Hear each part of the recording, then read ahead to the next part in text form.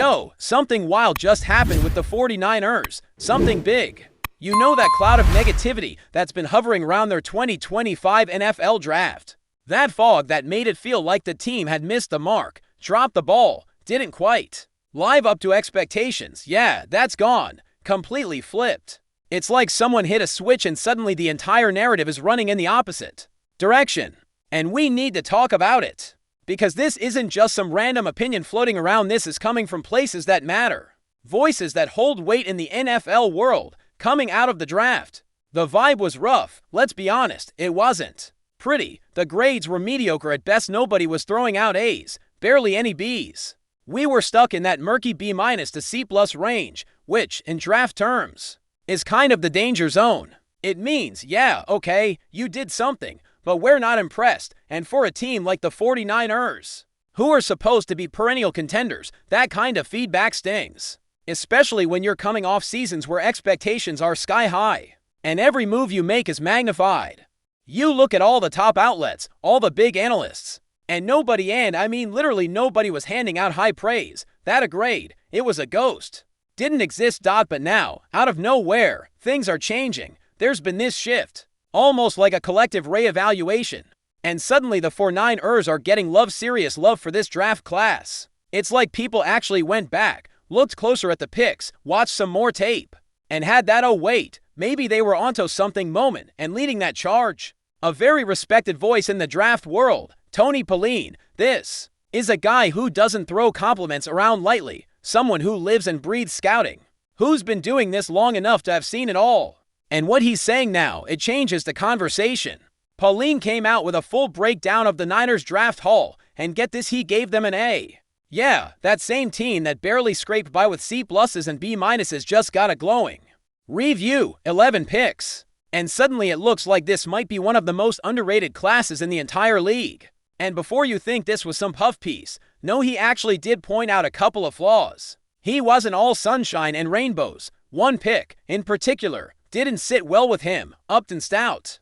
Now, I've talked about Stout before and I'm actually a fan, so I don't fully agree there. But to each their own. Stout's a tricky one. On paper, he doesn't blow you away with size, and yeah, there are some durability questions. But the dude plays with so much intensity, so much physicality for his frame, that it's hard not to root for him. He's ridiculously strong for his size and brings that nasty edge you want in a slot corner. And with Diamador Lenoir hopefully staying outside, having a guy like Stout inside could make that secondary mean. But anyway, that was pretty much Pauline's only real gripe. Now, let's talk about where he was hyped, because that's where this story gets real good.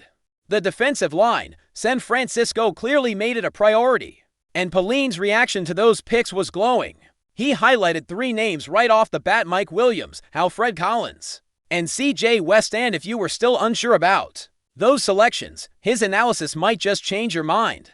Mike Williams was one of those picks that had people split. Some saw the upside, others were worried about production, but Pauline, he sees the long game. He talked about the raw tools, the youth this kid is still developing, still filling out his frame. You give him a year or two with this coaching staff, with this defensive front, and he could become a real problem, a true edge presence who can set the tone and maybe even become one of those quietly dominant forces that offenses hate to deal with. And let's not forget, Williams has been labeled one of the best edge setters in this entire class. That's not a small compliment. Then there's Alfred Collins. This guy might not have jumped off the stat sheet in college, but the versatility, the size, off the charts. Pauline mentioned his ability to move across the line, play multiple roles, handle a variety of gap assignments. That's gold in today's NFL, especially for a team like the Niners that loves to mix things up on defense. Collins isn't a pure pass rusher, but his frame, his reach,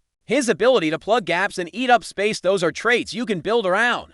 It's not always about sacks. Sometimes it's about disruption, control, flexibility, and Collins brings that. CJ West might be the sleeper of the bunch, taken later in the draft.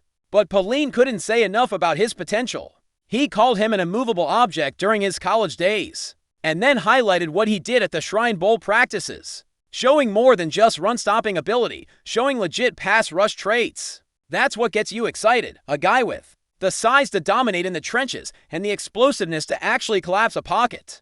That's rare. And it feels like more and more people are starting to wake up to just how good Wes could be. And here's the kicker: Pauline believes all three of those defensive linemen could be full-time starters within 2 seasons. Think about that. 3 picks from the same position group, all potentially in starting roles by year 2. That's a draft jackpot if it pans out, but the praise didn't stop with the D-line. The 3rd-round linebacker pick Nick Martin also got some love. While some analysts questioned the value there, Pauline went the other direction. He talked about Martin's explosiveness, his violent play style, his instincts, and then came the comparison. Dre Greenlaw. That's a name every Niner fan knows. Greenlaw was a tone setter, a sideline-to-sideline enforcer who brought attitude to that defense. If Martin is even close to replicating that style and production, the Niners may have pulled off another middle-round gem. The game tape shows flashes pursuit, blitz ability, the kind of aggressive energy that translates on Sundays. Then we shift to offense, because yes, Pauline had plenty to say there too. Wide receiver Jordan Watkins and running back Jordan James were labeled steals. Straight up, Watkins brings vertical juice, serious speed, and reliable hands. The only thing he needs to refine is his route running, and that's coachable in this system. With Shanahan dialing things up, that could be dangerous. A guy with pure speed and the ability to track the deep ball who just needs polish. That's a potential weapon. And Jordan James, this dude runs angry. A violent runner with real juice and soft hands. Pauline made it clear this guy could find himself a role quickly, especially with the way the 49ers have had to manage Christian McCaffrey's workload and the uncertainty behind him. Isaac Guerendo has had health concerns. Jordan Mason is a north-south banger but lacks that pass-catching ability. James could be that next man up, someone who fits Shanahan's scheme, who can block, catch, run, do it all at a solid level. And you know how Shanahan loves those versatile backs who don't tip the play call. And let's not forget about the depth picks, guys like cornerback Mara Siegel, quarterback Curtis Rourke, and return specialist Junior Bergen. They're not headliners, but Pauline saw value in all 3. That's what makes this review so powerful. He didn't just say, hey, I like a few of these guys. He basically went player by player and found upside in nearly every pick. The only lingering critique was that the 49ers didn't address the offensive line earlier, which is fair. That group does need some reinforcements, and taking a swing earlier in the draft might have made sense, but even with that note, Pauline still gave them high marks overall. And what really stands out is this: it's not just what Pauline said, it's what it represents. This is a total reversal of the post-draft mood. It's a new perspective, a reframing of a class that was written off too quickly.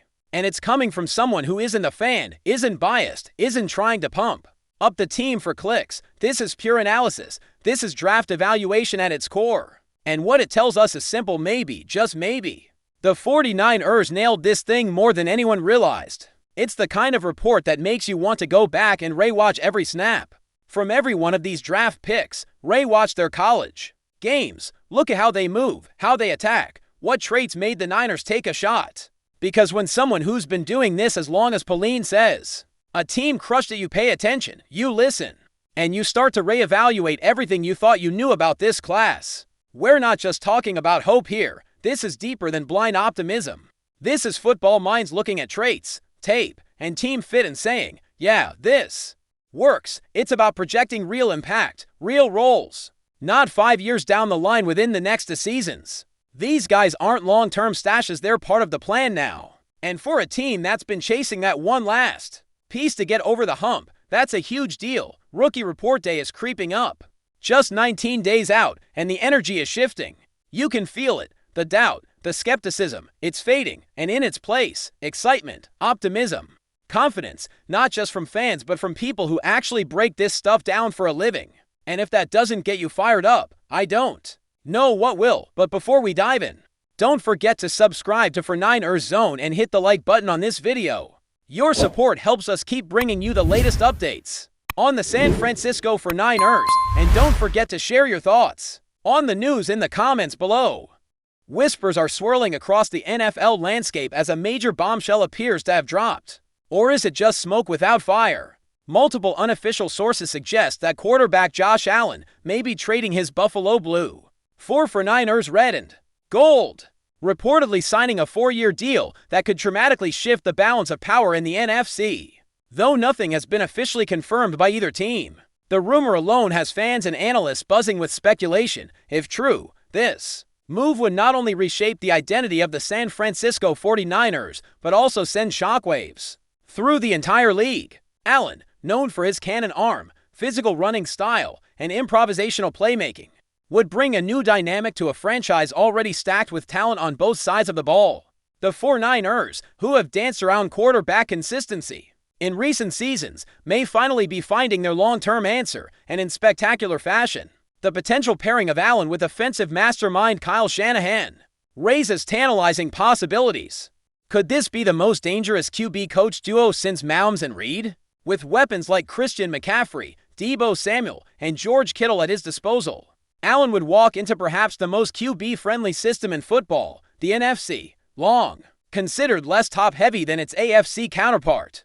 Could now see a seismic shift with Allen under center in Santa Clara. However, the nature of these reports remains unclear. No official statement has been released by the Bills or the 49ers, and insiders close to both organizations are staying tight-lipped. It's also uncertain what kind of trade package, if any, would accompany such a blockbuster move. Could Trey Lance or Brock Purdy be part of the equation, or is this an outright free agent stunner?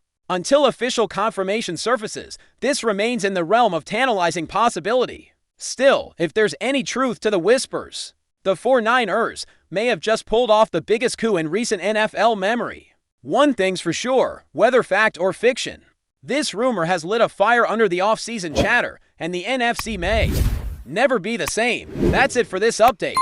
If you enjoyed the video and want to keep receiving exclusive news about the San Francisco 49ers, make sure to subscribe to 49ers Zone and give this video a like. We always look forward to hearing your comments and opinions. See you in the next video.